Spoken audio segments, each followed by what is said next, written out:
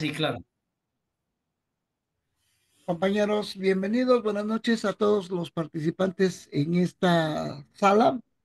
Hoy el Centro de Investigación para una Educación Emancipadora de Oaxaca eh, tiene bien organizar una quinta sesión de este diplomado en investigación. Perdón, es el diplomado en teorías cognitivas. Y hoy justamente el tema que se disertará será lo que tiene que ver con la teoría cognitivista. Disertará el doctor Miguel Ramos Aldívar Carrillo. Bienvenidos todos. Buenas noches, doctor. Tiene la palabra. Bienvenido. Buenas noches a todos los camaradas que nos siguen en este diplomado. Hoy nos toca hablar del cognitivismo. Recuerden que la semana pasada hablamos del constructivismo. Hoy el cognitivismo, teoría cognitiva. Estamos en el 2025. Estamos hablando de una teoría que tendría más o menos, sin querer nosotros ser este, exactos en algo que no se puede, tendría que será, digamos que 55 años, la edad de una parte de lo que estamos aquí, contemporánea con nosotros, la teoría cognitivista. Voy a dar algunos elementos esenciales de la teoría desde el punto de vista histórico y después me voy a meter a los momentos fundamentales del cognitivismo y, y elementos que impactan en los procesos educativos y en la educación. Primero, el cognitivismo como teoría tiene raíces históricas profundas y lejanas que no voy a analizar. Desde Descartes, recuerden aquella idea de Descartes de separar la razón de los sentidos, aquella batalla entre Hume y Descartes, Hume, el empirismo y el racionalismo. Y ya el racionalismo traía una tendencia a lo cognitivo. Pienso, luego existo. Es una de las frases más conocidas de la teoría cartesiana, del posicionamiento de Renato Descartes. Pienso, luego existo.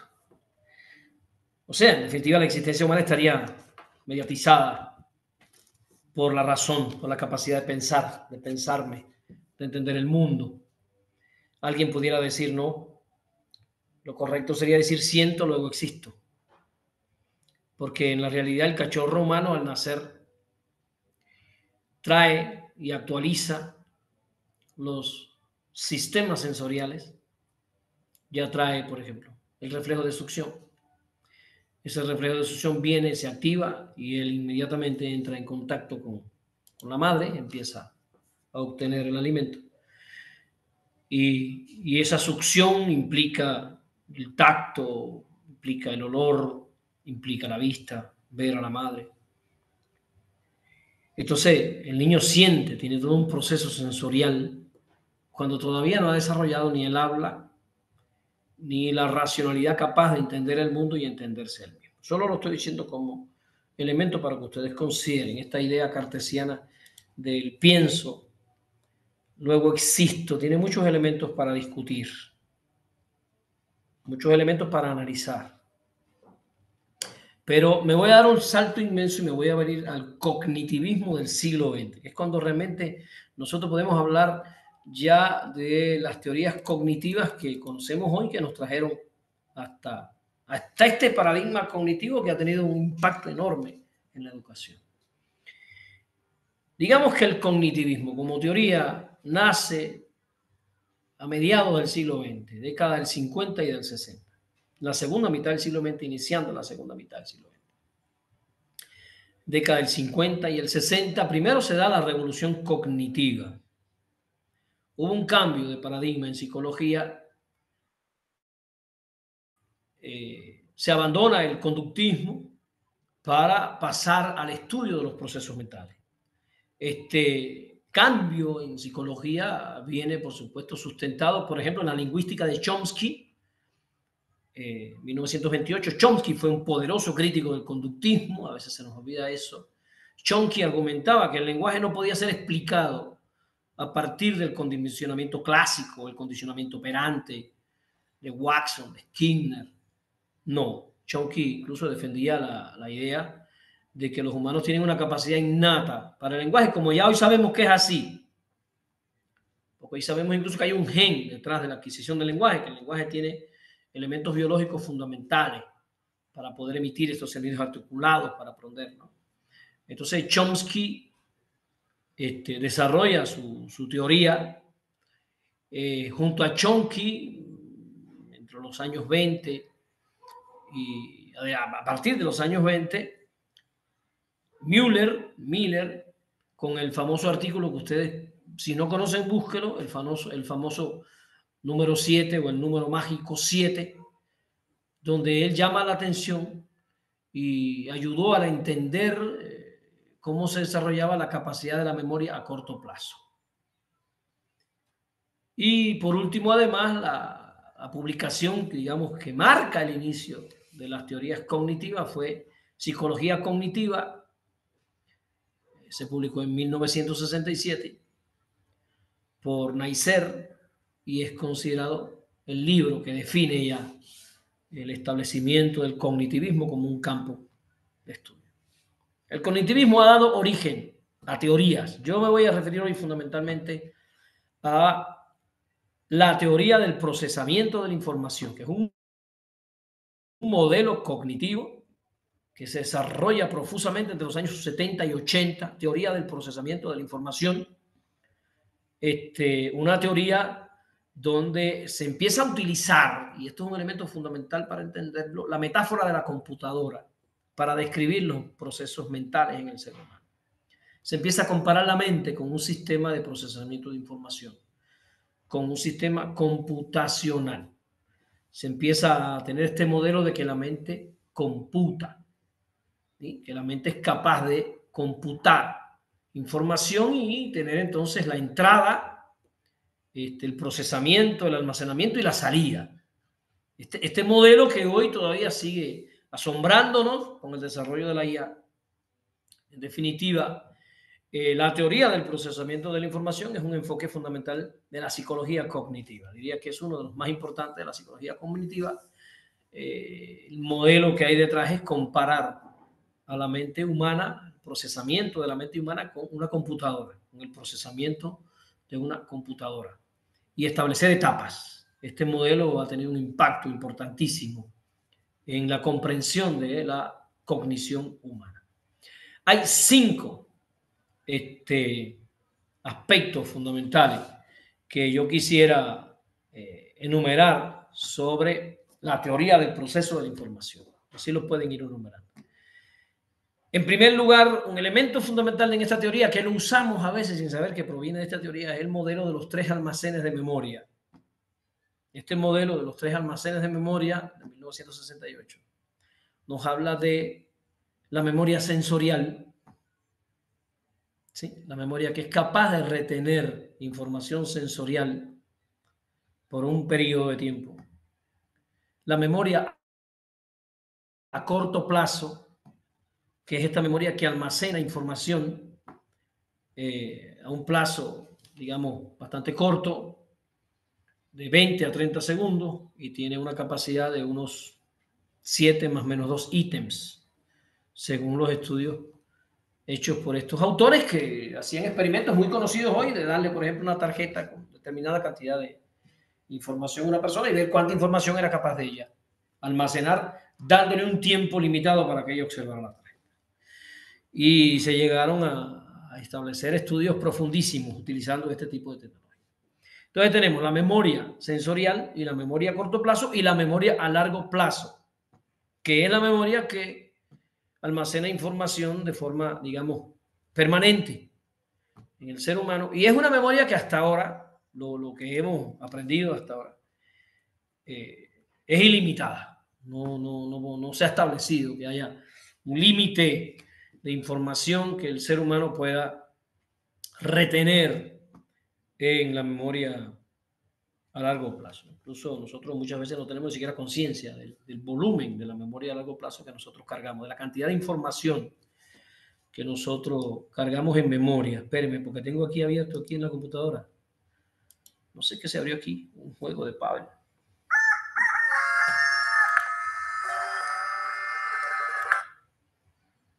Mi niño tiene cositas aquí que a veces se activan. Tengo que ver eso. Muy bien. Entonces, hablé de 3 memorias, ¿verdad? Que deben ustedes tener muy ubicadas. La memoria sensorial, la memoria a corto plazo y la memoria a largo plazo. Este modelo de las 3 memorias nosotros lo seguimos utilizando, hablamos de él constantemente, porque los procesos de la memoria incluyen también procesos de olvido. O sea, es importante que los maestros sepamos que el olvido es un proceso más de la memoria, que a veces no lo consideran. Olvidar no es un defecto, olvidar no es un problema que usted tenga. Olvidar es un proceso más dentro de los procesos de la memoria y, de hecho, la memoria necesita olvidar para poder funcionar correctamente. Déjame mencionar un momento, antes de seguir con las teorías cognitivas, mencionar un momento cuáles son los procesos cognitivos que se estudian en psicología, al menos hasta el día de hoy. En psicología se estudian 5 procesos cognitivos. Cuando yo digo procesos cognitivos, estoy refiriéndome a los procesos mentales que participan en el procesamiento de la información y la obtención de conocimientos. ¿Sí? Porque necesitamos conocer el mundo y, por supuesto, el órgano del conocimiento es el cerebro. No significa que obtengamos el conocimiento a partir del cerebro. Cuidado con confundir las cosas. Nosotros obtenemos conocimiento a partir de la praxis y a partir de muchas formas. Lo vamos a ir discutiendo en este diploma. ¿Sí? A partir de la praxis histórica, a partir del lenguaje, el aprendizaje vicario de Bandura, a partir de observar a otros que hacen las cosas. Hay muchos canales a través de los cuales nosotros obtenemos conocimiento. Pero los procesos que están detrás del aprendizaje son los mismos para todos. Primero, el proceso de la sensación. Que la sensación es la facultad que tenemos nosotros, los seres humanos, de recibir información a través de los diversos sistemas de los sentidos. Nosotros recibimos información a través de los sistemas de los sentidos. Por supuesto, es una información que está limitada a la capacidad de nuestros órganos de los sentidos. Nosotros a través de la vista no podemos obtener la información que obtiene un águila, que tiene una vista mucho más poderosa que nosotros. Pero el águila no puede hacer con la información que obtiene lo que hacemos nosotros. El águila no puede llegar al conocimiento del mundo al que llegamos nosotros con esta vista limitada que tenemos. Porque nosotros tenemos detrás de la vista procesos cognitivos que superan por mucho a los procesos cognitivos que se dan en las demás especies. Porque ustedes entenderán que las demás especies también tienen procesos cognitivos. Tienen que conocer el mundo en el que viven. Tienen que determinar cuál es la presa, diferenciar la presa de lo que no es la presa, cazarla, comérsela, llevarla al nido, hacer un nido, cuidar al polluelo. Todas esas cosas tienen que ser un águila. Muchas de esas cosas son instintivas. O sea, entendemos que los animales tienen un instinto heredado poderoso, pero los animales tienen que actualizar el instinto a las condiciones concretas en las que les toca vivir. Porque a pesar de que el nido del águila lo hace por instinto, el águila tiene que salir a buscarlo, lo va a hacer. ¿Sí? O sea, los animales tienen que actualizar la información instintiva y eso implica un aprendizaje, implica un conocimiento del medio. Los animales logran un conocimiento del medio, no nos confundamos. Incluso hay un raciocinio animal, hay un nivel de razonamiento. Los animales piensan, pero piensan limitadamente. Después pudiéramos discutir esto con más claro. Entonces, el primer proceso cognitivo es el proceso de la sensación, que tiene como característica peculiar que se reciben informaciones aisladas de las cosas. Pues el olfato recibe el olor, el tacto, la textura, el oído recibe las ondas sonoras. Aunque todo eso se integra en el cerebro, el sistema sensorial tiene sus receptores especializados en diferentes lugares del cuerpo. Por encima de los procesos sensoriales están los procesos de la percepción. los procesos perceptivos. La percepción es un proceso cognitivo. La percepción supera a la sensación, porque la percepción es la unidad de todos esos, de toda esa información sensorial en un objeto único. Es cuando el cerebro puede percibir la realidad. Y nuestro cerebro, por suerte, heredamos un cerebro que puede percibir la realidad. Profe, ¿y todos los representantes del reino animalia no perciben la realidad? No, en el reino animalia hay especies que no perciben la realidad. Cuando yo digo percibir, digo que Jesús Charle, cuando ve una manzana, la manzana ve el color, el olor, todo junto, incluso puede sentir a través del olfato el sabor dulce y crujiente de la manzana. La percepción además es un proceso que incluye conocimientos anteriores. Y el ejemplo más tradicionalmente usado en psicología es este que les voy a poner. Imagínense el cuadro de Picasso de los girasoles de Picasso. No sé si todos lo han visto. Un campo de girasoles pintado por... ¿Qué Picasso? De Van Gogh. Uy, por favor. Los girasoles de Van Gogh. De Van Gogh. Si los girasoles de Van Gogh están siendo observados por un campesino, probablemente el campesino no percibe la técnica detrás de la pintura, pero sí percibe la salud del campo de girasoles, incluso puede intuir la cosecha de aceite que se pudiera obtener con ese campo, porque él es campesino. Y detrás de un campesino hay toda una vivencia campesina, una empiria campesina, un conocimiento campesino, y hace que el campesino, al percibir las cosas, la perciba desde la mentalidad de un campesino, la mente de un campesino. Si el cuadro de los girasoles de Van Gogh lo estuviera viendo un biólogo, tal vez percibiría la diversidad de vida de ese microsistema, de ese nicho biológico. Si el cuadro de los girasoles lo estuviera viendo un pintor, estaría percibiendo cosas que ni el campesino ni el biólogo percibirían, porque él es especialista en pintura y es capaz de hacer una valoración profunda del cuadro. O sea, la percepción es un proceso cognitivo que está muy vinculado a la cognición y a la memoria. No se percibe solo con los sentidos, se percibe también con lo que se sabe, con lo que se conoce, con lo que se ha vivido y con lo que se es como persona.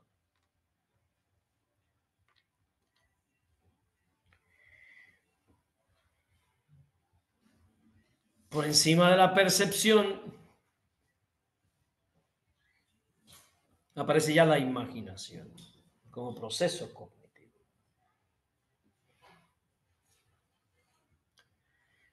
La imaginación es un proceso cognitivo en el cual la realidad es alterada, transformada voluntariamente, pero partiendo de lo conocido, de lo percibido, de los datos que están en la memoria.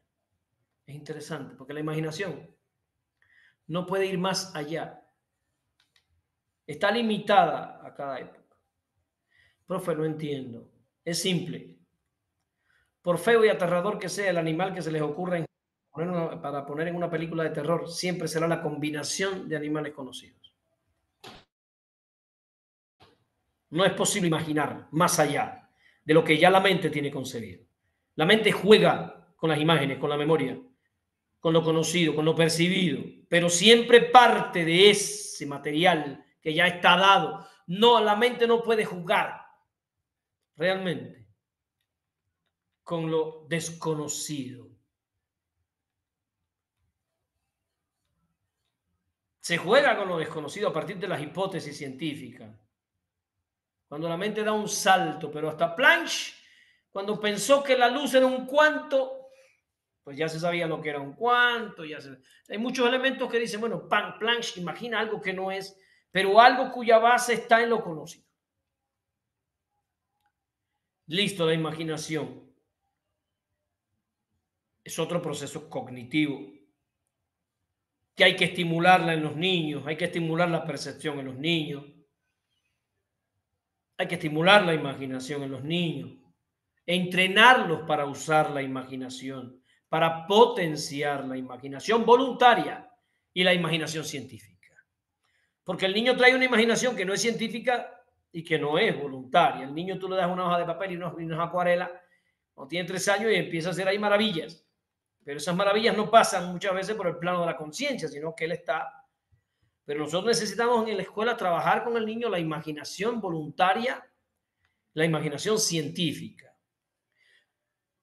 Entonces dije la sensación, la percepción, la imaginación y luego aparece el proceso del pensamiento. El pensamiento como proceso cognitivo es el proceso en el cual, partiendo de ciertos juicios conocidos y siguiendo cierta regla de inferencia, se llega a un conocimiento nuevo o conclusión. Entonces, el razonamiento es un proceso mental en el cual, partiendo de lo conocido, de juicios verdaderos, y siguiendo ciertas reglas de inferencia, muchas de ellas descubiertas por Aristóteles en los silogismos, los entinemas, los epiquenemas, los razonamientos categóricos, condicionales, condicionales categóricos, un montón de estructuras mentales para el pensamiento. Es interesantísimo. Se llega a un conocimiento esencialmente nuevo. O sea, el pensamiento se activa frente a lo desconocido. ¿Ya? Para no confundir las cosas, un niño de tercer grado, tú le preguntas, ¿cuánto es 3 por 2? Y dice, espéreme, maestra, que estoy pensando. No, el niño de tercer grado está recordando. Y a veces creemos que está pensando cuando lo que está recordando. En la primaria, mucha parte del trabajo que hacemos es a nivel de memoria. Para que el niño, para que se active el pensamiento en el niño, tienes que enfrentarlo generalmente a un problema. O sea, el pensamiento en la didáctica se estimula desarrollándolo a través de 2 técnicas didácticas fundamentales, que una es la solución de problemas y otra es la definición de conceptos. Y por supuesto, otra sería la comprensión lectora a través de la comprensión inferencial, crítica, donde el niño empieza a usar pensamiento metafórico, etc. Los tropos del lenguaje en general. Dije entonces, sensación, percepción, pensamiento, imaginación. La imaginación y el pensamiento, ¿no? Y memoria, que es otro proceso cognitivo. La memoria es un proceso del conocimiento. ¿Sí? Además, es un proceso que está formado por procesos. ¿Sí? Almacenar la información es un proceso. Procesar la información. Recuperar la información. Olvidar la información. Son procesos de la memoria necesarios para... Entonces, yo estoy hablando aquí de... Ahorita, en los procesos cognitivos, estoy hablando de el modelo de los 3 almacenes de memoria.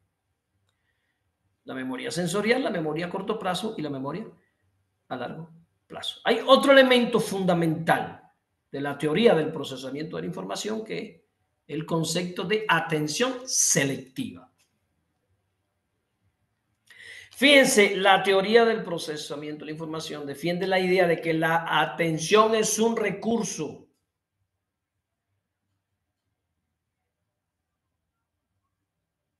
de la mente para filtrar la información relevante para su procesamiento. Atención selectiva. Está claro que los niños no tienen una atención selectiva, la tienen que desarrollar. La pedagogía se tiene que ocupar de trabajar el desarrollo de la atención selectiva. Porque un niño de primer grado entra una lagartija por la ventana y se acabó la clase, se acabó la matemática y se acabó el problema. Ya todos están con la lagartija, todos viendo la lagartija. Y que la lagartija, y de la lagartija que mi abuelo cogió una lagartija, y que mi abuelo me enseñó una lagartija, y que la... Porque ellos tienen una atención que tiende a dispersarse. Entonces la escuela tiene que, entonces el maestro tiene que usar recursos didácticos en el pizarrón, en las láminas que hace, no llenar las láminas de información ni de letras, sino los elementos más importantes con ciertos colores para dar apoyatura didáctica al desarrollo de esa selección selectiva de la información, que es un proceso que el niño necesita para aprender. Hay investigaciones que se han hecho sobre esto, donde se ha probado que la atención selectiva es capaz de fijarse en ciertos estímulos mientras ignora otros estímulos. Y todo esto es crucial para entender el proceso de desarrollo de la concentración de la atención. Yo en un diplomado que di de aprendizaje de comprensión lectora, de todos los ejercicios que yo le puse a los maestros, para que ellos se dieran cuenta cómo nosotros a través del diseño didáctico de ejercicios podemos estimular el desarrollo de ciertas cosas. Yo le ponía, por ejemplo, creo que la fin de semana pasada hablé de eso, Fara, Molly y Brutus fueron al tequio a pasear, ¿no? Y en el tequio se comieron 3 croquetas cada uno. ¿Cuántas croquetas se comieron en total? Eso es una pregunta. Para un niño esto es un problema serio y difícil, porque imagínense ustedes que Fara, Brutus y Molly fueron al bosque y se comieron 3 croquetas cada uno. El que nunca ha hecho un problema dice, pero ¿y ahora yo cómo lo hago? Primero tiene que descubrir que tiene que sumar. Y cuando el niño entiende que tiene que sumar, entonces tiene que sumar lo que se comió Fara, lo que se comió Brutus y lo que se comió Molly. Y después le pongo un inciso B, ¿cuántas croquetas se comieron entre Fara y Brutus? Él se quedó en la suma general. Ahora tiene que abstraerse de que los 3 comieron y concentrarse en que comieron 2. ¿Usted quiere complicar el problema? Deje el mismo problema y cambia las cantidades. Diga que Brutus se comió 4, Fara 3 y Molly 2. Y pregúntele cuánto se comió Fara y Brutus. Tiene que hacer una abstracción y entonces concentrarse en cantidades diferentes. Todo eso confunde al niño. Si ya el niño desarrolla bien este tipo de problema, donde estoy dando 3 mascotas comiendo, la misma función, comer, porque si yo le digo que una mascota se comió 3 croquetas, la otra mascota vendió 4 y la otra regaló 5, y ya cambio las funciones y pregunto en general cuántas croquetas tuvieron las mascotas, yo complico la cosa porque el niño tiene que abstraerse de la función. Pero ahora yo, para ponerlo simple, pongo 3 mascotas, la misma actividad, se comieron y la misma cantidad de croquetas. Estoy desarrollando. ¿Lo quiero complicar? Cambio la cantidad de croquetas. ¿Lo quiero complicar? Le doy la edad de las mascotas. Le pongo Molly, que es un perrito que tiene 3 años, y Fara, que es un gato que tiene 5, y Bruto, que es un terrier que tiene 2, fueron al bosque y se comieron 3 croquetas. Cuando yo le doy la edad y la raza del perro y hablo de las croquetas, el niño se quedó estancado en la edad, porque yo he complicado la redacción. Entonces él tiene que irse se tiene que abstraer de la edad, del nombre del perro, de la raza del perro, para llegar a la croqueta. Entonces, uno de los ejercicios que yo hago con primaria es ir dando elementos insustantivos, elementos superfluos, y si ya el niño está muy ducho y muy bueno, entonces le pongo, bueno, Fara, Brutus y Molly fueron al tequio, y en el camino vieron unas aves cantando, y el aire golpeaba la rama y sonaba, y entre los bosques, entre las sombras tupidas de los árboles, se encontraron un pote con croquetas, y se pusieron a discutir lo sabrosas que son, y me pongo a dar con y al final me meto con las croquetas. ¿Cuántas croquetas se comieron? Y el niño tiene que abstraerse de una cantidad de cosas. Yo estoy potenciando el desarrollo de la concentración de la atención, de la abstracción, de la atención selectiva. Eso yo no tengo que saber, porque a veces los maestros van de un problema a otro y no trabajan el desarrollo de procesos cognitivos que se estimulan precisamente diseñando este tipo de actividad. Bueno, le estoy poniendo ejemplos para que no se les haga muy complicado este proceso. Bueno, además de la atención selectiva, hay otro aspecto que es importante, hay otro elemento, digamos, importantísimo de la teoría del procesamiento de la información, que es el proceso de codificación, de almacenamiento y de recuperación de la información, o sea, la memoria. Hay 4 procesos básicos para el estudio de la memoria en la teoría del procesamiento de la información. Primero, la codificación de la información. Eso implica, desde el punto de vista didáctico para el maestro, es un reto porque tiene que transformar la información en un formato que el sistema cognitivo del niño pueda procesar. Dicho de otro modo,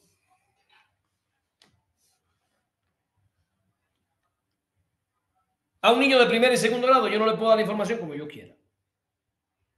Yo tengo que atender, considerar el nivel de desarrollo del pensamiento del niño. Voy a explicar los cuatro procesos y me voy a poner un ejemplo, porque yo creo que con un ejemplo yo voy a lograr más que teorizando. La codificación. Lo voy a explicar ahorita con un ejemplo. El almacenamiento, que implica mantener la información en la memoria. También es objeto de trabajo didáctico. ¿Por qué? Porque el maestro que no se ha puesto a estudiar las teorías cognitivas pretende, yo mismo les doy aquí el tema y ya yo quisiera que mañana se lo supiera. Pero eso no va a ser así. Eso no ocurre así. Cuando yo me enfrento a un texto por primera vez, a un autor, a un ensayo, ahorita estoy escribiendo un libro sobre análisis crítico de la realidad. Estoy en la primera parte del libro intentando desarrollar la idea de qué cosa es la cotidianidad y qué cosa es la realidad. Y me estoy metiendo en conceptos importantes, categorías importantes. Por ejemplo, por Diego aporta la categoría etos, y el etos en Bourdieu apunta a la cotidianidad, aquello que se hereda a través de mi cotidianidad. Por ejemplo, mis hijos, por ser mis hijos y yo dedicarme a lo que me dedico y por yo escribir y por yo, ellos van recibiendo una información, solo por el hecho de ser mis hijos. Es un etos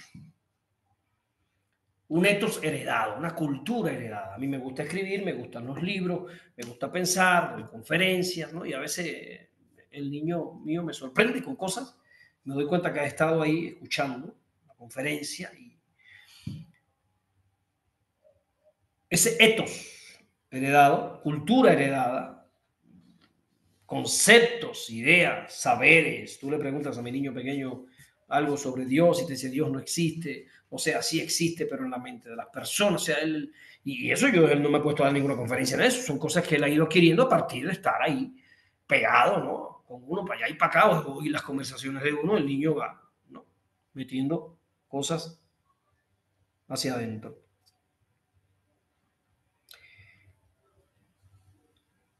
Me quedé en blanco, fíjate, se me fue Estabas la idea. hablando del etos que se hereda en la cultura Sí, pero ¿por qué me metí en el problema del etos? porque estás trabajando la memoria, el tema de la Ah, ya, codificación ya, ya, ya, ya, ya. de la información. Ya, ya, ya. Entonces, los niños traen diferentes capacidades para la memoria porque traen, voy a usar esta categoría, ¿eh? Se puede usar otra, yo voy a usar, traen diferentes etos. O sea, vienen de diferentes nichos culturales y por tanto traen aprendido diferentes conceptos, categorías de aprendizaje que hacen que la información que tú le des, uno las atrapa más fáciles que otro, uno las comprende más fáciles que otro. No, no todos los niños traen la misma capacidad de memoria. Eso va a depender de las percepciones, de los procesos cognitivos, de lo que él se ha ido desarrollando, de todo esto que él tiene. Entonces, el almacenamiento lo tengo que ver como un proceso que tiene que ver con su mente, pero también tiene que ver con su historia, con su familia, con sus etos, con sus aprendizajes anteriores, etc. Entonces tienes niños que muy difícilmente aprenden las tablas y otros que la aprenden más fácilmente. ¿Por qué uno fácil y otros no? Ahí detrás hay habilidades, conocimientos, etos, etc. Entonces, si yo quiero que el niño aprenda, yo tengo que trabajar los procesos de desarrollo de la memoria. Y esa la escuela a veces no hace. Yo doy hoy una clase sobre series por primera vez. Yo retomo la explicación al otro día, la retomo y la retomo y la retomo, dejo actividades para la casa y yo voy sistematizando la información para que la información se vaya consolidando, para que pueda pasar a memoria. A eso nosotros le llamamos sistematización. y se sistematiza el objetivo. Porque a veces le preguntan al maestro, profe, ¿cuáles son los objetivos del examen? Todo va al examen. Ahí tienes un maestro que no tiene idea de lo que es la pedagogía, la didáctica. Todo va al examen, cualquier cosa. Cualquier cosa no va al examen. Al examen van los objetivos del grado, los objetivos de la unidad. Y la unidad no te dice, todo es importante, todo tiene que sabérselo, todo es objetivo. No, no todo es objetivo. No. Hay elementos insustantivos y elementos sustantivos. Entonces, la memoria yo la tengo que trabajar. Es lo que yo quería decir. Además está, como ya le mencioné, la recuperación. Esa información que está almacenada, como yo la puedo recuperar, y hay maestros en primaria que son muy, muy buenos y recuperan muchas veces la información, que saben que es un proceso inteligente hacerlo a través de juegos. Hay maestros que le encanta recuperar la información a través de preguntas aburridas, áridas, desérticas. Dime cuánto es 3 por 3. Una forma de recuperar la información bastante poco inteligente para un maestro, porque además sobrecarga la memoria, angustia al niño, ¿no? Y yo le puedo decir, Molly, Farah y Brutus se fueron al bosque, se comieron 3 croquetas cada uno. ¿Cuántas croquetas se comieron entre los 3? Resuelve el problema sin sumar. Y que ellos se pongan a pensar en lo que van a hacer. Yo puedo buscar modos de yo hacer que el niño recupere los conocimientos que él tiene a través del juego, a través de compartir en equipo, a través de otras acciones en las que el conocimiento además se relacione con las emociones. Eso es una de las cosas más importantes que podemos hacer al trabajar la memoria y el pensamiento. Que sea emocionalmente agradable. Eso estimula el aprendizaje. Ya hoy sabemos que el aprendizaje, más que de estas tecnologías, que estoy explicando aquí, el aprendizaje, más que de estas tecnologías, depende de cómo se siente el niño. Bien explicados los 3 procesos, ahora voy a mi ejemplo de los niveles del pensamiento. Voy a hablar de los niveles del pensamiento, que tiene que ver con las teorías cognitivas. Para los que son maestros, lo consideren, por favor, para que no sufran los niñitos por nuestras indigencias pedagógicas. El pensamiento del ser humano evoluciona, se desarrolla y tiene diferentes niveles de desarrollo. La primera forma del pensamiento humano es el pensamiento manual concreto. Pensamiento manual concreto. Yo digo manual concreto porque yo soy un vygotsky que estudié por la psicología rusa y todas estas cosas. ¿Cuál es el pensamiento manual concreto? Bueno, la definición más interesante de pensamiento concreto es pensamiento sin palabras. Pensamiento sin lenguaje. Hoy, profe, puede haber pensamientos sin lenguaje. Por supuesto que puede haber pensamientos sin lenguaje. ¿Cómo tú crees que piensan los perros? O los lobos. Piensan, resuelven problemas, pero sin el lenguaje. Y en el ser humano, ¿quién piensa sin lenguaje? El que ha tenido hijos, los bebés. Los bebés piensan y pueden meter cosas en un potecito y lo sacan y jalan un mecate. Y tienen niveles de pensamiento incluso muy desarrollados. Bebé de 2 años tiene la inteligencia de un chimpancé de 5 años, para que tengan una idea. Para que tengan una idea.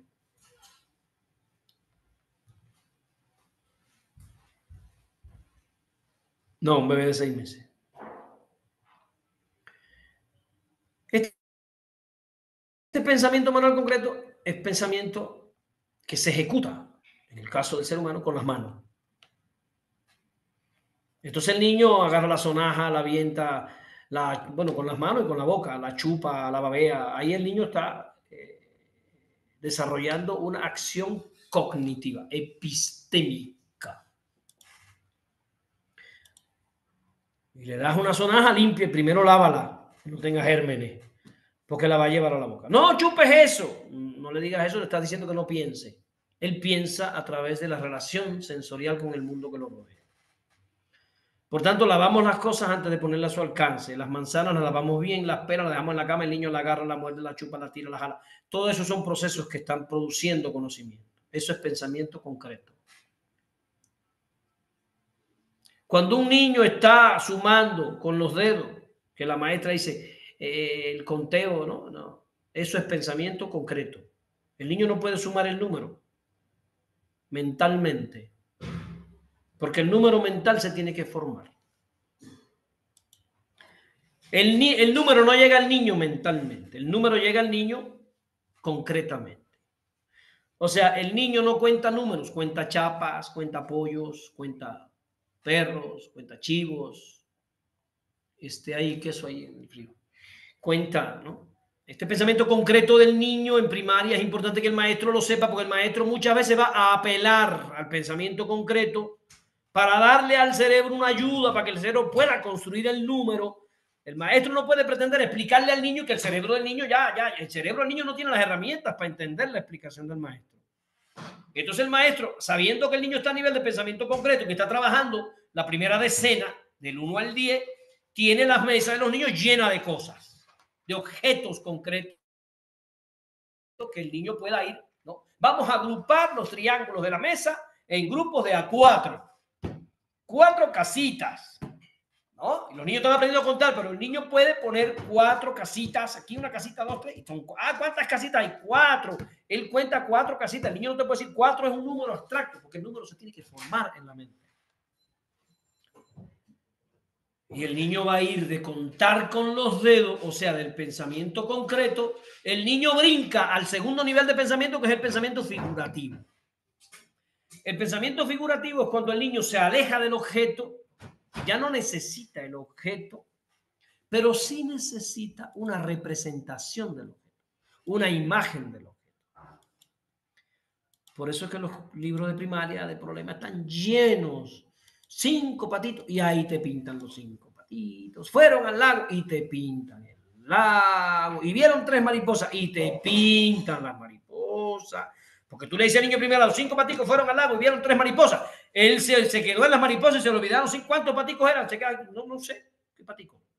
Porque él se quedó en las mariposas. Porque el pensamiento de él se está desarrollando.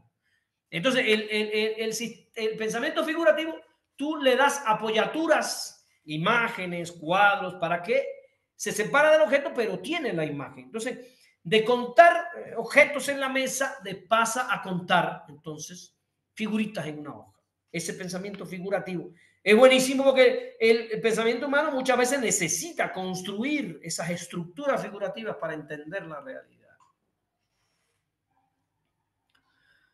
Ay, profe, ¿cómo es eso? Bueno, yo tengo 58 años, 59 creo. Y cuando resuelvo un problema que se me hace muy difícil, yo lo que hago es agarrar una hoja de papel y empezar a escribir. Mira, ahorita yo estoy escribiendo el texto que le dije de comunalidad, ¿verdad? De análisis crítico de la realidad.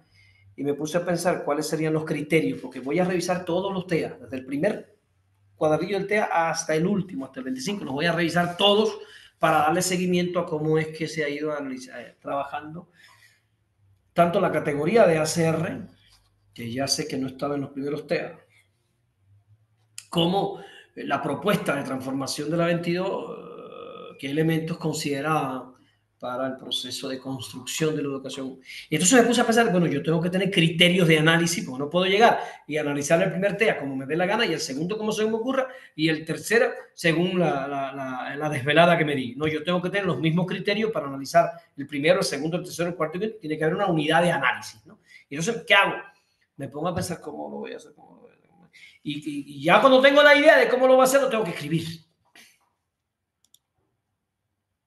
Necesito escribirlo. Esto es figurativo, lo tengo aquí.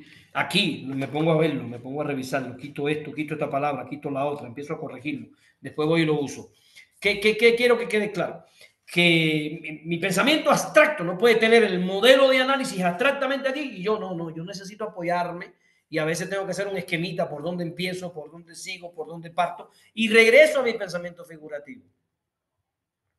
O sea, no piensen que el paso de un nivel de pensamiento a otro hace que el anterior desaparezca, ¿no? El anterior se suma a los pensamientos que tenemos ahora. Por encima del pensamiento figurativo aparece ya como resultado del desarrollo del lenguaje, porque aparece como resultado del desarrollo del lenguaje y de la unidad de lenguaje y pensamiento, aparece el pensamiento abstracto. Ya, el pensamiento con palabras. Cuidado que el pensamiento abstracto tiene dos niveles, pensamiento empírico y pensamiento científico. No pensemos que ya. Porque una cosa es pensar cómo cosecho la milpa y otra cosa es pensar la teoría especial de la relatividad. No estoy diciendo que una sea más difícil que la otra, estoy diciendo que las herramientas mentales necesarias para pensar la relatividad necesito categorías científicas totalmente abstractas, algunas de las cuales ni siquiera puedo tener correlatos en la experiencia empírica de ellas, como la velocidad de la luz. Nadie tiene la experiencia de poder percibir la velocidad de la luz. Es imposible. Es una construcción teórica. Como el punto matemático o la recta matemática. La recta matemática definida matemáticamente no está en la experiencia de nadie, ni siquiera nos cabe en la mente, ni nos cabe en la imaginación. Nadie se puede imaginar una recta. Usted se imagina un trozo de recta, un segmento de recta. Pero la recta no te la puedes imaginar porque en primer lugar es infinita. Y tú no puedes imaginar en la mente un ente infinito. No puedes. El infinito es una abstracción. Lo que quiero que entiendan es que el desarrollo del pensamiento pasa de lo concreto a lo figurativo, a lo abstracto, lo empírico abstracto y lo teórico abstracto. Lo teórico abstracto es el nivel más alto. Digamos que el pensamiento ya se eleva a una construcción hipotética que no necesariamente tiene que tener un correlato con la experiencia recibida de la vida empírica de la persona. Ah, bien. Todo esto es importante porque cuando yo diseño un ejercicio para desarrollar el pensamiento de un niño primero y segundo grado, yo sé que me tengo que apoyar en el pensamiento concreto y en el pensamiento figurativo. ¿No? Y entonces hago una lámina grande, estas cosas yo no veo que es común que se hagan. Y entonces pongo Fara, Moli, Brutus fueron al Tequio y en el camino se comieron Fara 5 croquetas, Brutus 2 y Moli se comió 8. Datos. Le digo a los niños, datos. Vamos a sacar los datos. Sí, profe. Y dibujo a Fara. Este es Fara. ¿Cuántas croquetas se comió Fara? 5. Y pongo 5 puntitos. Estoy haciendo una representación de la redacción matemática del problema. Y abajo pongo Brutus. ¿Cuánto se comió? Se comió 3. Dibujo 3 bolitas. Y el otro, ¿cuánto se comió? 8. Dibujo 8. Fíjense, a un niño de primero y segundo grado yo pongo datos. No le voy a poner datos. Fara se comió 5. Por Dios. Eso es para un niño cuarto. De tercero. Primero y segundo. Usted tiene que dibujarme el perro y ponerme ahí perro, Fara, igual 5 croquetas. No ponga 5 croquetas abstractas, pon 5 bolas que representan las croquetas. Si quiere, dibuja de marrón para que ni el pensamiento del niño tenga que pasar trabajo, darse cuenta que es una croqueta. Y voy, eso es fundamental en el desarrollo del pensamiento matemático, porque tú lo vas a hacer así al principio, no lo vas a hacer así toda tu vida. Pero eso es fundamental porque el pensamiento del niño empieza a desarrollar entonces una cualidad que se llama consecutividad, logicidad. Empieza el pensamiento del niño a establecer una estructura lógica de razonamiento, pero el nivel figurativo ayuda al niño.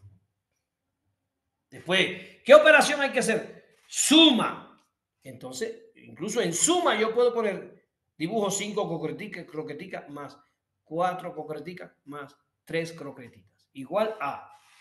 Y si tengo niños a nivel de conteo, o sea que todavía no pueden sumar abstractamente los números, pero yo dibujé en el pizarrón o tengo en mi lámina 5 croqueticas más 4 croqueticas más 3 croqueticas. El niño a nivel de conteo va a decir 1, 2, 3, 4, 5, 6, 7, 8, 9, 10, 11, 12. Profe, son 12 concreticas. Porque el modo en el que yo estoy llevando el ejercicio al pizarrón explota el nivel de pensamiento figurativo y le permite al niño participar de la solución del problema.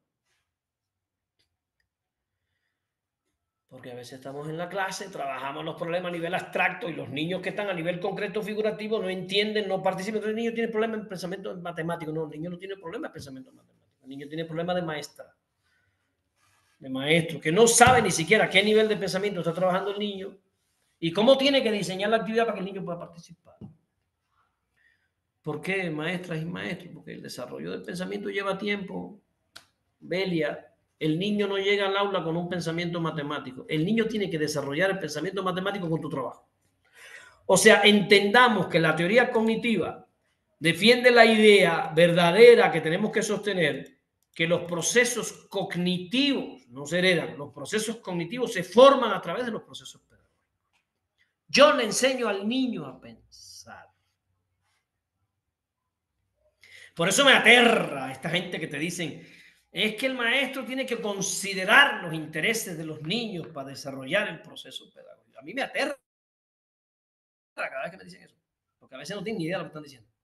¿Cómo que los intereses de los niños? ¿Y cuáles son los intereses de un niño educado con Bob Esponja, el Chavo del Ocho, las mañaneras? ¿Qué intereses trae el niño? ¿Tú crees que el niño va a llegar a la escuela? Ay, profe, yo quisiera que usted me enseñara la teoría de la relatividad de Einstein en secundaria. Por supuesto que no. El niño en secundaria llega con el TikTok, el Facebook, esa porquería en la casa. Sus intereses están muy alejados de los intereses científicos, culturales y espirituales que la escuela quiere desarrollar, porque él está siendo desarrollado por el capitalismo neoliberal. Entonces, cuidado con negociar los intereses emancipatorios o los intereses culturales con los niños. Yo tengo que ser un pedagogo capaz de hacer una propuesta pedagógica atractiva para el niño, en el cual yo construyo junto con él intereses emancipatorios, culturales, espirituales. No lo impongo, pero lo hago de tal modo que le tiene que gustar. A ver, lo digo de otro modo, yo no negocio con ustedes los intereses de mi diplomado. Aquí yo no llego a preguntar, a ver, compañero, ¿qué les gustaría a ustedes trabajar en el diplomado? A ver, díganme. Y ustedes empezar a decir cosas y bueno, pues vamos a trabajar eso para que el diplomado les guste. No, hombre, no. ¿No estoy yo en eso? ¿A poco ustedes me iban a decir, yo quiero trabajar los niveles de aprendizaje o los niveles de pensamiento? Hay quien ni sabe que existe el nivel de pensamiento, no te lo va a preguntar. Entonces, la educación tiene una función espiritual, emancipatoria y cultural que nosotros no podemos negociar. Porque el enemigo de nosotros no es el niño, es el capitalismo. El capitalismo está detrás del niño. ¿Me estoy explicando, compañeras y compañeros? Entonces, ya di los 3 niveles los 4 niveles de pensamiento. Dije pensamiento concreto, pensamiento figurativo, pensamiento abstracto, y el pensamiento abstracto me pone el pensamiento empírico y el pensamiento de tipo científico, que son 2 niveles que tenemos que aprender a vivir. No me voy a meter en eso hoy porque no me da tiempo. Ahora ya vimos eso. Ahora quiero ver los niveles de aprendizaje.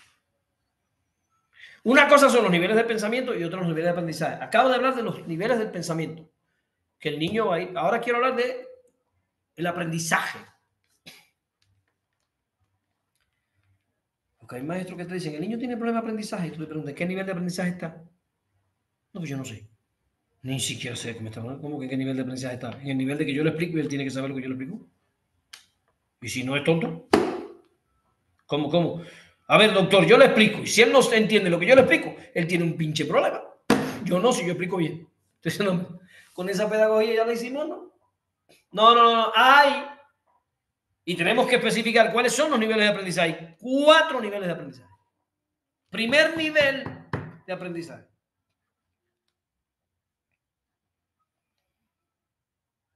Nivel reproductivo. Esto lo he explicado yo tantas veces que ni siquiera sé si ya se lo expliqué a usted en otro diplomado, en otra vida. Tengo que escribir esto. Nivel reproductivo. No es mío. Esto lo aprendí de los psicólogos cubanos. Pilar Rico Montero, que fue.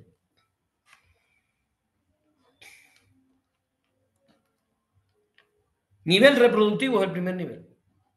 Donde el niño hace lo que tú haces. Tú le enseñas. En el nivel reproductivo el niño no tiene método. No, perdón. Pongan ahí nivel reproductivo, segundo nivel. Pongan. Primer nivel es el nivel de familiarización. Ya se me estaba olvidando. El primer nivel es familiarización. Que es el nivel en el que usted va a empezar a trabajar la suma de números de un dígito en la primera decena, primer grado. Números de un dígito, no de dos.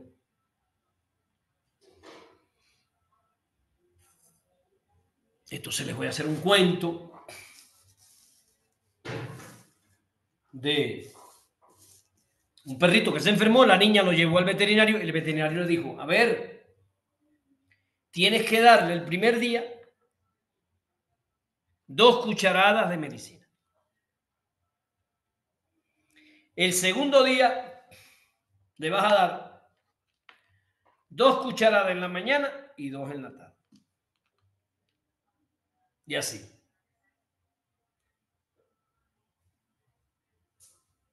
Papi, al segundo día, ¿cuántas cucharadas se le dieron al perrito? Yo no sé. Ah, pero viste qué bueno es saber sumar, porque si no sabemos sumar y le damos al perrito las cucharadas que no son, se nos puede morir. ¿Alguien aquí quiere que se le muera el perrito? No, profe, yo no quiero que se muera mi perrito. Ay, no, bueno, si no quieren que se muera su perrito, aquí hay que aprender a sumar. Porque el día que a ti te toque darle la medicina al perrito y te digan, tienes que darle 5 croquetitas, y tú no sepas contar las medicinas, se muere el perro. Porque contar es importante. Usted va al médico y el médico te dice cuántas cucharadas son. El médico le dice, a ver, tómate un poco de medicina y a ver qué te pasó. El médico te dice así, no, profe, no, el médico. Ah, bueno.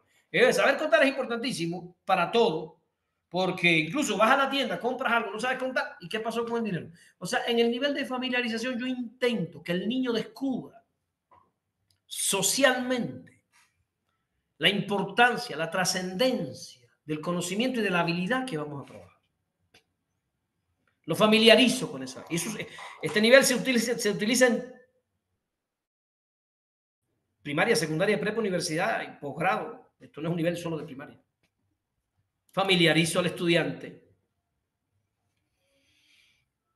Por encima del nivel de familiarización aparece, en el nivel de familiarización trabajo aspectos históricos, del impacto social, el impacto familiar, el impacto incluso personal, que puede tener conocimiento, la habilidad que estamos trabajando. Bueno, cada maestro familiariza al niño con el conocimiento que va a trabajar usando estrategias, ¿no? Una estrategia es la historicidad. El segundo nivel de aprendizaje es el nivel reproductivo, que ya es cuando el niño se acerca al método. ¿No? Entonces, un niño de primer grado, en el segundo cuatrimestre, que estamos trabajando la suma en la primera decena, y yo le pongo un pequeño problemita, ¿no? Dos patitos fueron dos hermanos, dos patitos que son hermanos, fueron al agua a comer y cada uno se comieron 2 pececitos. ¿Cuántos pececitos se comieron entre los 2 hermanitos? Bien, es un problema. Entonces, dibujo el patito y dibujo 2 pececitos, este se comió 2. Dibujo el patito, dibujo 2 pececitos, este se comió 2. Lo primero que vamos a hacer es descubrir qué operación hay que hacer aquí. ¿Sí? Ah, la suma. Bien, dibujo una suma grande. Hay que sumar. ¿Qué tenemos que sumar, niños? ¿Los patitos? No. ¿Qué? Los peces que se comieron los patitos. Bien, dibujo 2 peces más 2 peces y abajo pongo un 2 más 2 para que él vea que hay una relación entre la cantidad y el número. La cantidad y el número. Cada número representa una cantidad. No es arbitrario, ¿verdad? Por eso yo, para un niño que está en primer grado, dibujo el pececito, 2 pececitos y abajo pongo el 2. Más 2 pececitos y abajo pongo el 2. Porque el niño va relacionando, ¿no? La cosa figurativa, en este caso 2 peces, con un número 2. Igual, ¿cuánto es 2 más 2? El que está al nivel de conteo va a contar 1, 2, 3, 4, 4. Y el que no va a decir, pues 4 directamente. Bueno, 4. Eso que yo estoy haciendo,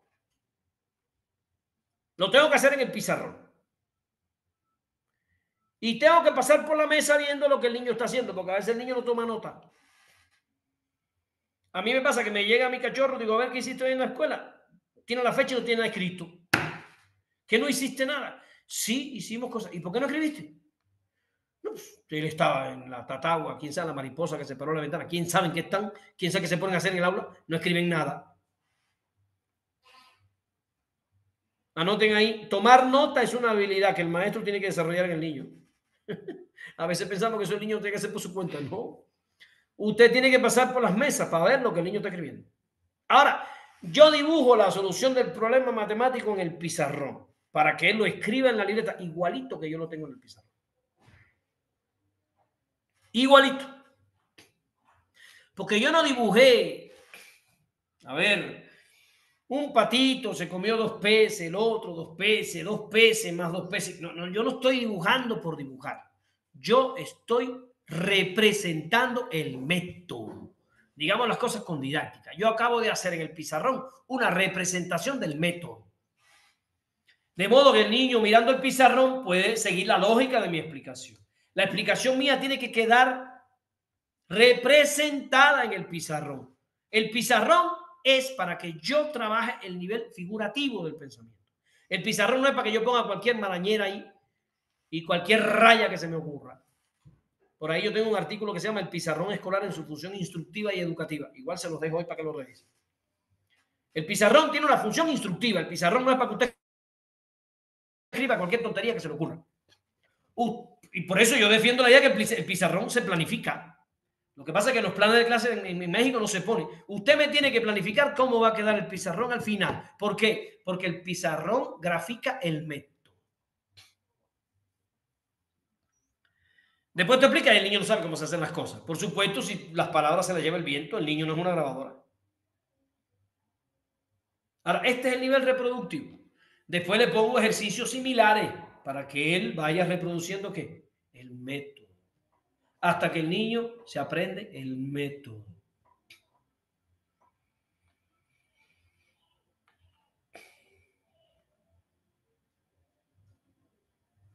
Esto lo voy a explicar bien en la última conferencia cuando dé el aprendizaje sociocultural. Voy a regresar a explicar todo esto con un ejemplo. El tercer nivel de aprendizaje es el nivel de aplicación. Recuerden, en el primer nivel de aprendizaje el niño se le habla del método. En el segundo nivel de aprendizaje, el nivel reproductivo, el niño aprende el método. En el tercer nivel de aprendizaje, el niño aplica el método. Por eso es el nivel de aplicación. Cuando yo en secundaria utilizo el nivel de aprendizaje de aplicación, cuando ya sé que el niño sabe resolver el problema de este tipo, entonces le pongo situaciones diferentes a las que yo vi en clase, pero que se pueden resolver usando el método, para que el método que aprendió lo pueda aplicar. Por tanto, en el nivel de aplicación, el niño generaliza el método. O sea, comprende que el método que yo apliqué a ciertos casos específicos se puede generalizar a una multitud de situaciones. Eso se utiliza mucho en secundaria cuando se trabaja geometría. Que el niño aprende la suma de ángulos internos, ángulos opuestos, y después le van complicando los problemas de geometría. El niño va descubriendo que aprendizajes anteriores los puede ir aplicando a ejercicios más complejos y se vuelve un as resolviendo problemas.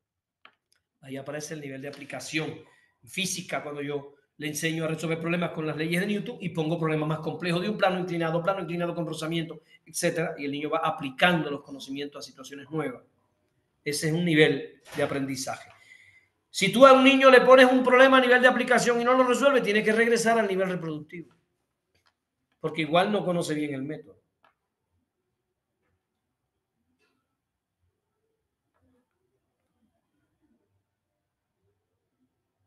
Un niño de primaria que tú le enseñaste a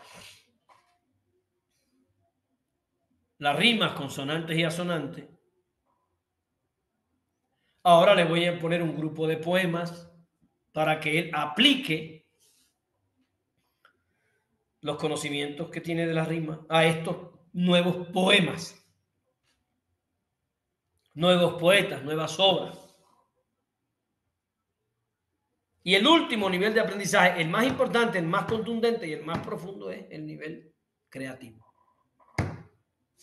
Que es cuando el niño, fíjense, ya el niño se familiarizó con el método en el nivel de familiarización. El niño se aprendió el método en el nivel reproductivo. El niño aplica el método en el nivel de aplicación. Bueno, el nivel creativo es cuando el niño puede crear algo más allá, enriquecer el método. Cuando, por ejemplo, un niño primaria que está trabajando la rima, bueno, ya sabe reconocer la rima, ya puede medir un verso. Ahora quiero que me escribas un poema. Ya eso es nivel creativo. Un niño de primer grado que está trabajando fíjense que el nivel creativo se puede trabajar en cualquier nivel. Porque yo tengo un niño de primer grado que está trabajando la suma en la primera decena, 3 más 1, 4 más 5, ¿no? Y me dice, bueno, Miguel, ¿cómo utilizo el nivel creativo con el niño? El niño está en primer grado. El niño ya suma bien en la primera decena, tú le dices 3 más 5 y él te dice 8. 6 más 1 te dice 7. Ah, bueno, entonces yo ya le puse los problemitas de matemáticas y los resuelve. Perfecto, ahora le voy a decir, ahora tú me vas a inventar 3 problemas de matemáticas y los vas a resolver. Y esos 3 problemas que tú inventes mañana se los voy a poner a los demás a ver si los resuelven. Y va a ser una competencia. Cada niño me trae un problema inventado por él y resuelve. Y después vamos a resolver los problemas en el aula, a ver cuál trae qué niño trae el problema más difícil. Se motiva y todo. Va a ser el maestro, el niño. Entonces lo pongo a crear con lo que aprendió, ¿no? A buscar. Un niño no es lo mismo que el niño resuelva la serie, que él invente su propia serie, la resuelva, se la ponga a sus compañeros, la califique. O sea, el nivel creativo ya potencia el acto de aprendizaje porque le dice al niño, tú eres capaz de ir más allá de lo que yo te enseño, tú puedes crear y eso que tú puedes crear se puede usar para el trabajo con tus compañeros, etcétera, etcétera, etcétera. Habiendo visto los niveles del pensamiento y los niveles de aprendizaje, entonces me imagino que ustedes se dan cuenta que la importancia que tiene todo esto, porque la atención selectiva y la abstracción tiene que ver mucho con todos estos niveles que el maestro tiene que desarrollar. Y por último, en la teoría de procesamiento de la información, el último elemento que yo quería valorar con ustedes, bueno, dije 5, este es el cuarto, es la importancia de los procesos de control ejecutivo. Control ejecutivo. Hoy se habla del control ejecutivo, etcétera. ¿Qué es control ejecutivo? Que el niño empiece a responsabilizarse con el proceso del aprendizaje y empieza a pasar el aprendizaje a nivel metacognitivo. El control ejecutivo es fundamental para llegar al nivel metacognitivo.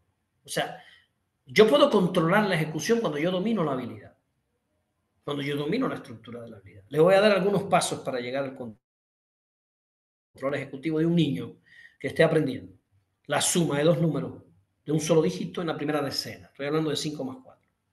¿Ya? Digamos que la solución de un problema tan simple como ese, esto funciona para todos los grados, incluyendo para las maestrías, los doctorados. Que yo le pongo a un niño un problema como el hecho de 2 patitos, dos Francisco y Amado, son 2 patitos hermanitos que fueron al río a comer y cada uno se comió 2 peces. Bueno, Francisco se comió 2 peces y Amado se comió 3.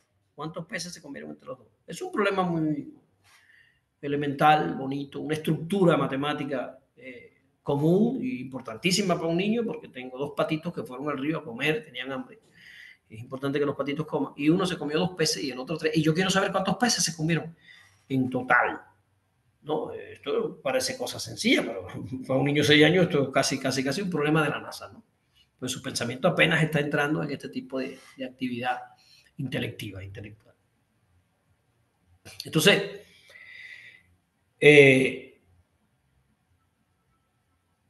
yo le dibujo en el pizarrón su problema. El niño dibuja el problema en la libreta. Cuando yo digo dibuja, estoy pensando en el pensamiento figurativo. No olviden eso, ¿verdad? Después le pongo un problema para que el niño lo resuelva. Van a ocurrir varias cosas. Primero, los niños van a hacer este ejercicio muy despacio. Si lo hace despacio, bueno, primero hay niños que me llaman, maestro, no me dejan en paz. Me van a gastar el nombre.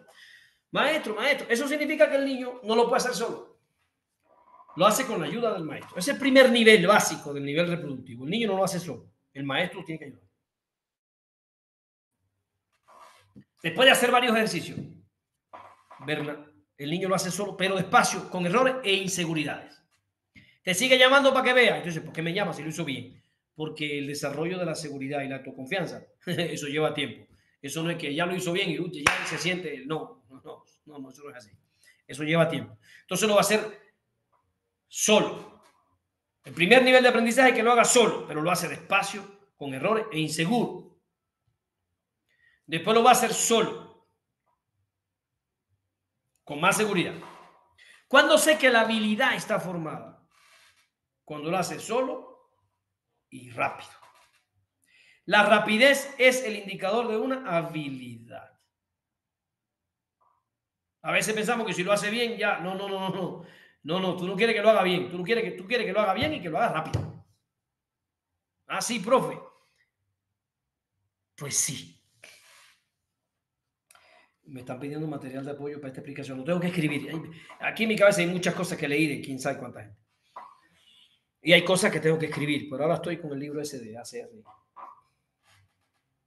Pero igual escribo esto, necesito ya escribirlo. Lo he trabajado muchas veces. ¿Qué significa que lo hace rápido? Que la habilidad está formada. Solo bien y rápido, ya es hábil. Las que son madres aquí y padres, saben, niño, preescolar, para la escuela, usted corriendo, que tiene reunión sindical, no quiere llegar tarde, y el niño está con el botón de la camisa, ahí metiendo, no entra, y él, ven, no, no, no, no, no, no, no, no, no, mamá, yo, y el yo es media hora con el botón y media hora con la agujeta, porque ya que él sabe abrocharse la agujeta y que la oreja del conejo para acá y la otra del conejo para acá, y que darle la vuelta y que y jálalo, eso él se mete 2 o 3 minutos que tú para ti son la salvación. ¿Por qué? Porque no es hábil. Lo sabe hacer, pero lo hace muy despacio. Y lo quiere hacer solo, ya eso es un indicador de carácter. Ya, muchacho, quítate. Cuidado, cuidado, porque hay que dejarlo que lo haga a su velocidad, porque si él no lo hace a su velocidad, no desarrolla la habilidad. Porque la habilidad necesita el ejercicio repetitivo. Cuidado que hay gente que dice que aprender de memoria es el mayor de los absurdos. Cuidado, la memoria es la base de cualquier aprendizaje. Sin memoria usted no sabe nada. Ni quién es. Memoria es un aliado formidable. Y la habilidad necesita la repetición, el ejercicio sistemático de la actividad para que se automatice y se haga rápido. Bien, profe, ya lo hace bien, solo y rápido. Ya, vamos para otro contenido. No, todavía. ¿Y qué usted quiere que haga ahora? Ahora viene lo otro. Ya lo hizo bien, solo y rápido. Ahora quiero que lo explique a un compañero. Ahí empieza a trabajar la función ejecutiva y la metacognición. Niño que no explica el problema no desarrolla la metacognición. Metacognición es lo que yo sé sobre lo que yo sé. Pero yo para saber de lo que sé tengo que explicar. De hecho, muchos maestros aprendieron después que salieron de la normal y empezaron a dar clases. Porque explicando, díganmelo a mí, que yo con ustedes aprendo muchísimo. Ustedes creen que yo enseño. No, yo aprendo con ustedes. Porque muchas cosas que yo le digo a ustedes, me las estudio toda una semana para dárselas. Y cuando llego a la conferencia aquí de los domingos, entonces empiezo yo a procesar todo el proceso de acomodación. Y me vuelvo, cuando ya lo explico 5 veces, la gente dice, oye, ¿cómo sabe ese señor? No, ¿cómo aprendo? Y un momento fundamental del aprendizaje es explicar. Organizar la información y explicarla lógicamente. Para el primero que te topes por ahí, agarra a tu mujer, la siente y le hace la explicación. Y si no, te compra un espejo, lo pones, y ahí tú das tu clase. Antes de ir a la clase, tú la das ahí 2 o 3 veces. Y cuando llega a la maestría, ya tú eres un bárbaro. Los muchachos dicen, oye, es un bárbaro ese maestro de tu clase. No, es que tú ensayaste una pila de veces. Yo ensayé muchísimas veces en mi vida. Ya no ensayo porque ya, a la edad que tengo ya yo tengo como el niño que lo hace rápido. A mí tú me das el perro, lo muerdo la cola y ya yo vuelvo. Me hago veterinario con morderle la cola al perro. Por los años que llevo haciendo esto, ¿no? O sea, he desarrollado un conjunto de habilidades de tipo pedagógica que me permiten a mí tener cierto nivel ¿no? de análisis, de organización de información, de exposición de información, que son procesos metacognitivos. Pero entonces el niño lo pones a explicar. ¿A quién le va a explicar el niño? Al otro. Y el otro, a él. Fíjense, usted no manda a un niño al pizarrón a explicar, si no lo ha visto explicarle al otro. Yo no puedo arriesgarme a que el niño vaya al pizarrón a pasar una vergüenza y una pena. La vergüenza no es un método pedagógico. El niño puede traumarse y no querer ir nunca más al pizarrón, porque los demás se van a reír. Usted tiene niños de primaria, no se confunda. Se ríen de la lagartija, de la mariposa, del que tropieza y del que se equivoca. Eso es parte de ser niño. Se ríen de todos. Entonces yo no voy a arriesgar al niño a...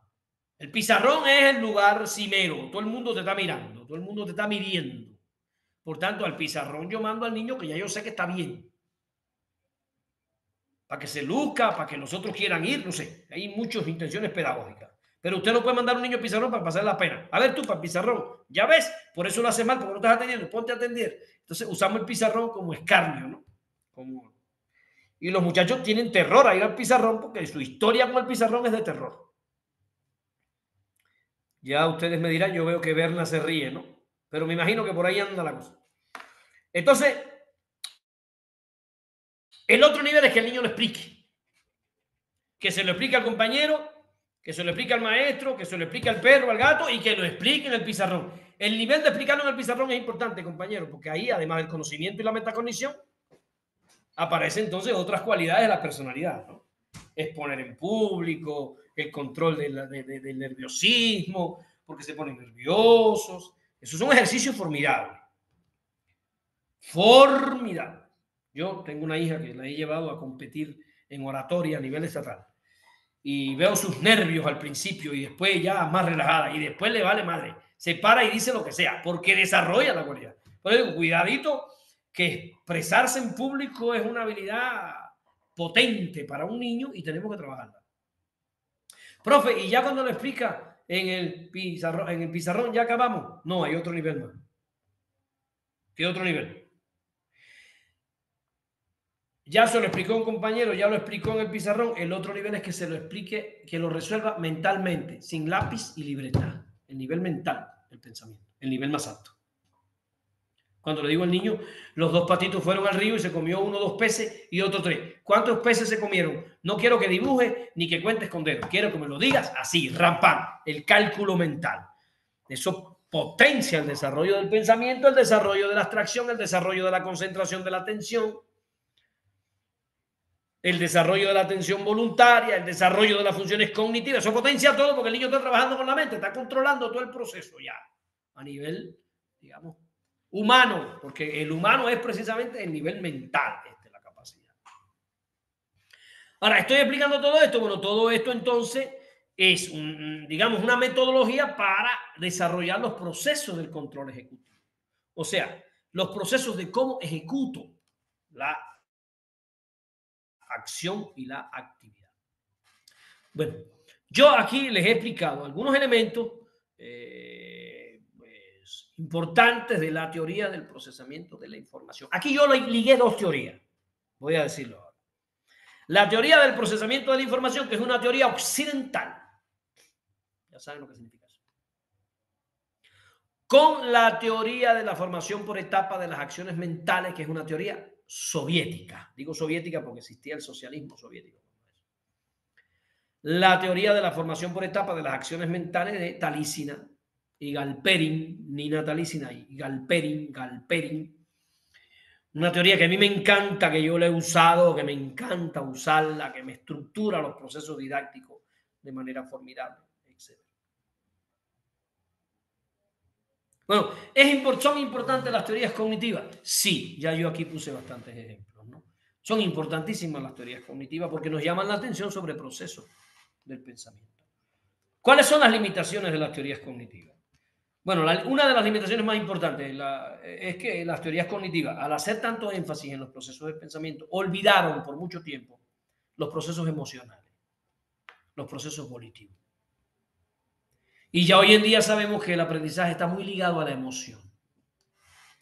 O sea, es importante que el maestro sepa estructurar la explicación, que el maestro conozca los procesos que está trabajando en el aula. Yo, por ejemplo, me imagino que una parte de ustedes ya tiene el libro mío de flexibilidad y fluidez, porque yo hice mi doctorado estudiando cómo estimular ciertas particularidades del pensamiento a través de la enseñanza de la ciencia, ¿no? O sea, yo me metí en la teoría cognitiva tratando de desarrollar el pensamiento de mis alumnos. Y como docente quería, yo también enseñaba física, pero quería tener un control sobre cómo ellos desarrollaban, en mi caso, la flexibilidad y la fluidez del pensamiento, que eran dos particularidades que a mí me interesaba estimular en ellos. La fluidez porque es potente para la producción de sentido, escribir, una persona fluida, una persona que tiene una fluidez de ideas, una fluidez de palabras, etcétera, una persona que tiene muchas herramientas, incluso para ser maestro, para explicar, etcétera. Y la flexibilidad, bueno, por todas las cosas, es uno de los elementos fundamentales para la creatividad, etc. Yo hoy no hablé de creatividad, que es un elemento fundamental de estas teorías. No me dio tiempo, muy poco tiempo para desarrollar todo.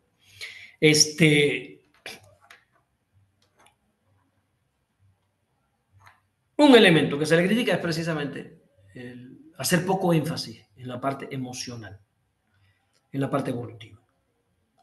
El hecho de que el pensamiento no piensa solo, el cerebro no piensa solo, el que piensa es un niño. Es un niño el que piensa, no es su cerebro. Es tener esto claro. Y ese niño que piensa, si tiene hambre y está golpeado y es pobre, no piensa igual. Y yo no puedo pretender una teoría cognitiva que obvie las condiciones históricas que viven los niños, las condiciones históricos-sociales en las que están los niños. Porque son teorías cognitivas que se presentan como teorías apolíticas. Y tienen la segunda crítica que se le hace fuerte. La primera es su distanciamiento con las emociones. Y otra crítica importante que se presentan como teorías apolíticas, abstractas, donde nos interesa que el niño aprenda. Pero bueno, imagínense ustedes, yo quiero que el niño aprenda, pero el niño es un niño latino que está siendo ahorita mismo correteado por Trump en las calles y ya le mandaron a su padre para acá y su madre se escondió y está allá. ¿Usted cree que ese niño está en condiciones de llegar a una escuela y ponerse a aprender que si series numéricas, si a su papá lo agarraron y lo mandaron para México, su mamá no quiere trabajar, está escondida en la casa y él va escondido a la escuela y asustado? Por supuesto que no. Entonces los procesos históricos inciden en nuestros niños. Y hay muchos niños netos que están en comunidades que tienen conflictos de padres alcohólicos que se golpean y muchas situaciones que realmente hacen que los procesos de aprendizaje se compliquen, ¿no? Y se les haga difícil. Los niños no solo necesitan aprender, necesitan que la vida los comprenda, que la escuela comprenda que ellos son seres humanos en un contexto histórico, que a veces el contexto no ayuda en nada. El niño está nadando contra corriente, contra la familia, contra la comunidad, historia, contra todo y tratando de aprender matemáticas. Bueno, hasta aquí. Hoy sí me extendí. Le doy la palabra entonces al compañero Tapén para que veamos si hay preguntas.